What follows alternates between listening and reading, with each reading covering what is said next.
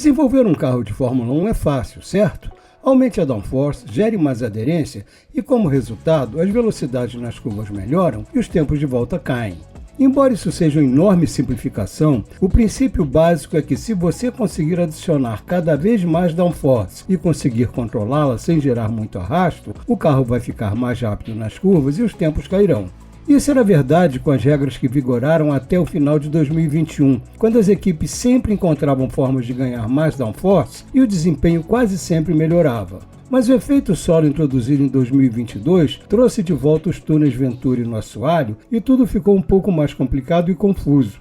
Antigamente, as atualizações nem sempre funcionavam, mas o índice de acertos era muito alto. Nos últimos anos, porém, se multiplicaram os casos de upgrades que não correspondem às simulações ou que causam comportamentos problemáticos e tornam os carros difíceis de pilotar. Como consequência, muito mais atualizações são abandonadas total ou parcialmente, já que às vezes as equipes combinam peças novas que funcionam bem com designs antigos e também comprovados. Além disso, está sendo mais difícil para as equipes produzir um carro que funcione bem em circuito com características e vários tipos de curvas diferentes. Também pode ser complicado fazer um carro funcionar em uma volta completa em pistas com curvas com grande variedade de velocidades. Até equipes como a Mercedes oscilam em desempenho de uma sessão para outra no mesmo fim de semana.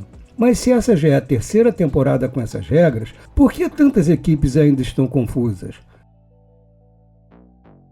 As regras atuais exigem que os carros andem o mais baixo e o mais rígido possível. Produzir grandes quantidades de downforce é relativamente fácil em uma altura baixa, mas há muitas armadilhas esperando as equipes desprevenidas. Primeiro, é preciso impedir que o assoalho toque no chão, o que não é nada simples, já que a downforce aumenta exponencialmente quando o carro se aproxima muito do asfalto. Isso é difícil de simular, embora as equipes venham aumentando sua compreensão desse fenômeno.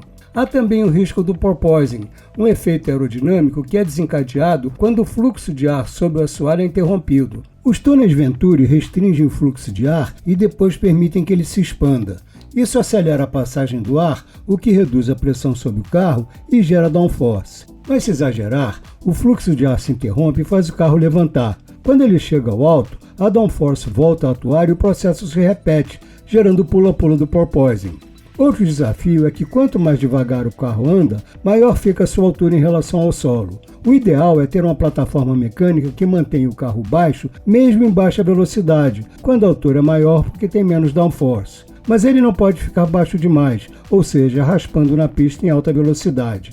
Como explica James Ellison, diretor técnico da Mercedes, isso intensificou a relação entre o design mecânico e a aerodinâmica. Além disso, há o desafio de fazer a aerodinâmica funcionar em uma faixa ampla de velocidades. Um grande desafio desses carros é gerar downforce na dianteira em baixa velocidade. A solução é usar bastante asa dianteira.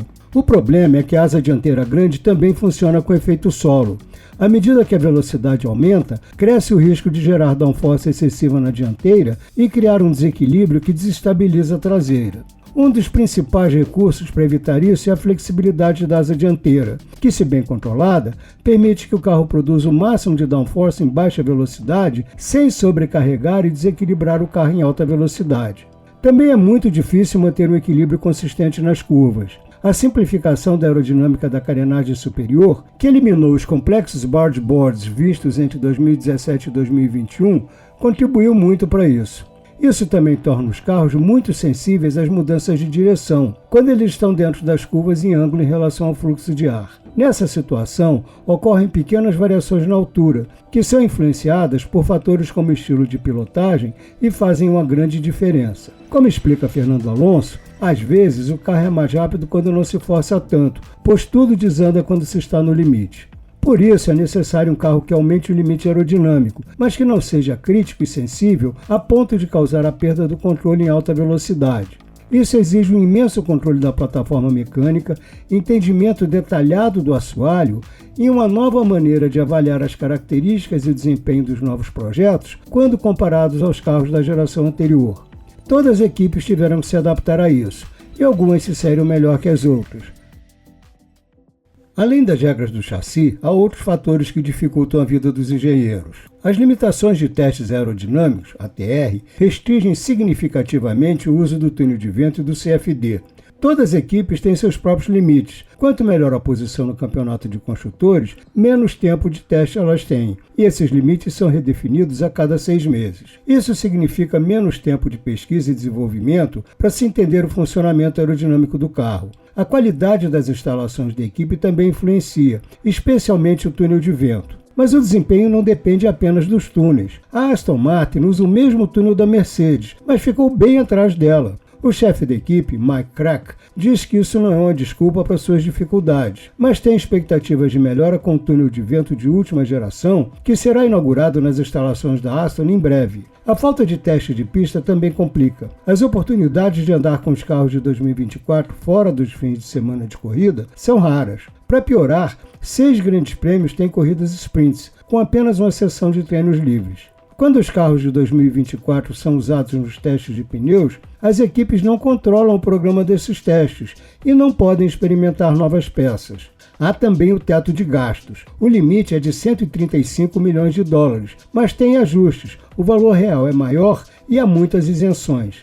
Ainda assim, isso diminui o ritmo de desenvolvimento, porque limita a fabricação de peças e há restrições no número de funcionários. E tem os pneus. George Russell, piloto da Mercedes, disse recentemente que extrair o melhor deles é uma magia negra.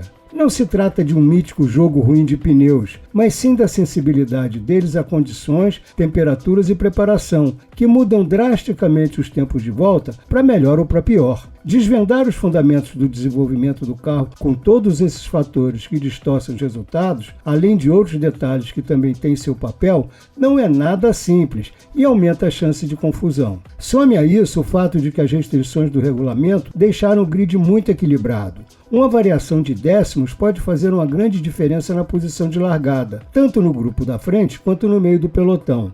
Não é surpresa a extrema dificuldade de se prever a hierarquia de um fim de semana. Não é coincidência que a equipe menos confusa também tem o carro mais forte, a McLaren. O MCL38 não é só um carro incrivelmente rápido, é também o mais consistente. Ele se impõe em pistas de alta downforce, como mostrou seu domínio em Zandvoort e Singapura, e se mantém competitivo em circuitos de downforce menor, mesmo que seus rivais possam se aproximar. A McLaren não traz um upgrade significativo de assoalho desde o GP de Miami, em maio. Embora tenha feito pequenas alterações nas bordas do assoalho e possivelmente ajustes sutis na parte não visível, nos últimos 18 meses ela trouxe alguns pacotes de atualização que a colocaram lá na frente. Os passos mais importantes foram os pacotes do Azerbaijão, da Áustria e de Singapura no ano passado e o de Miami, já neste ano. Como diz o projetista-chefe Rob Marshall, a McLaren prefere juntar todas as partes e instalar tudo de uma vez, reduzindo o risco de pequenos ajustes gerarem interações problemáticas ao longo do tempo. Claro que isso é mais fácil quando se está no topo. Enquanto a McLaren tem sido consistentemente forte, outras equipes tiveram flutuações mais intensas. A Ferrari se destacou em circuitos urbanos e de baixa downforce, mas enfrentou dificuldades em pistas de alta downforce, especialmente em curvas mais longas.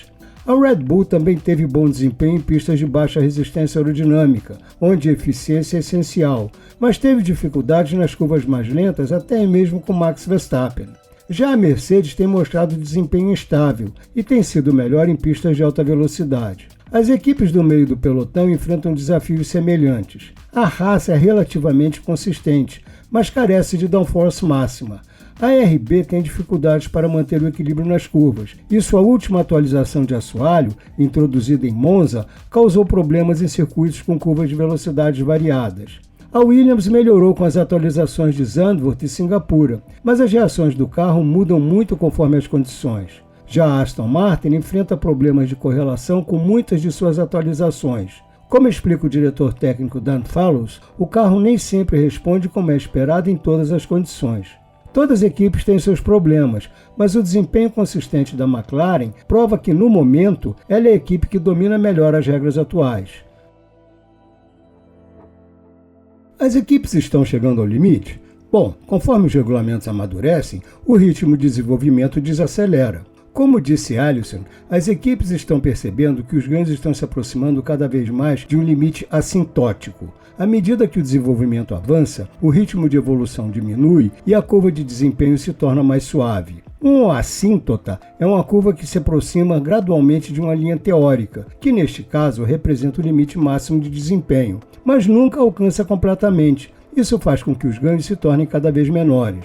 Há sinais de que a Fórmula 1 está se aproximando desse ponto, embora ainda se vejam melhoras de desempenho. Há 6 meses, a Red Bull parecia estar chegando a esse limite teórico e seu desenvolvimento estava desacelerando. Já o conceito ligeiramente diferente da McLaren parece ter um teto mais alto, mas ainda não se sabe quanto mais desempenho pode ser extraído dali e se outra equipe pode mostrar um teto ainda mais alto no futuro. O consenso é que o desenvolvimento dos carros enfrenta várias limitações criadas por esse regulamento, e isso talvez impõe um limite de desenvolvimento mais rígido do que antes. Mas ainda não se sabe se as principais equipes estão próximas de um ponto onde não se consegue mais avançar ou se esse teto pode ser elevado. No fim das contas, esta é a Fórmula 1, então é provável que sim, os carros continuem a ganhar velocidade à medida que o entendimento cresce. Afinal, ainda há muita incerteza sobre como extrair o máximo dos carros com esse regulamento. Mas as equipes de Fórmula 1 são extremamente competentes em aprender e aprimorar seu conhecimento. E quando isso é aplicado, o desempenho geralmente melhora.